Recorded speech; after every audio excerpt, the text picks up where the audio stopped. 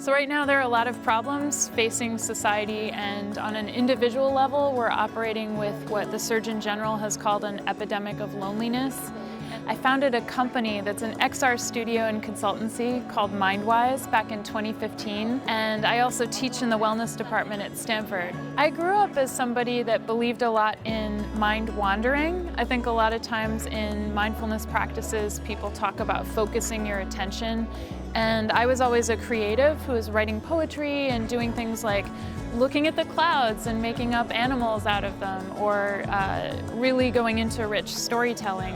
And I felt like in our day and age, sometimes people are losing that creative voice that's the spirit of wonder, the spirit of awe. So some of the experiences that I've built and led include animated landscapes in XR, where people can have sometimes workshops or one-on-one experiences or things on their own that would be like a mindfulness moon garden, or a landscape where they're experiencing the aurora borealis and they have poetry all around them. I've also led workshops that are in person, where there are spatial technology and people are physically in their presence and they're focusing on design strategies that increase wonder and emotion in the physical world.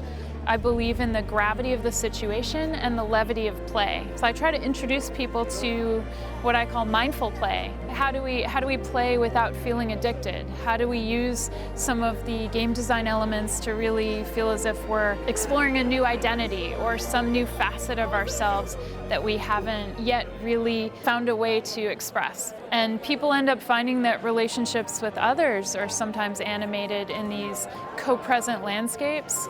So this loneliness that people are feeling, I think, is a rich opportunity for us to be intentional about the game design and how it can increase our wellness and our happiness. I love philosophy, and even the word media is like the medium, it's the way, it's the message, as Marshall McLuhan said.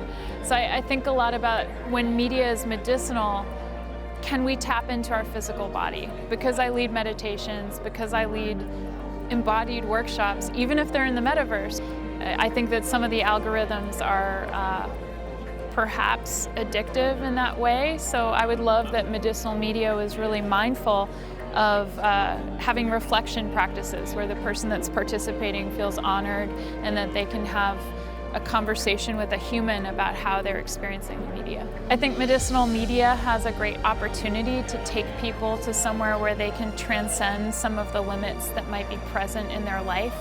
Anything that has a really rich story for me can do that. And then when I see what's going on.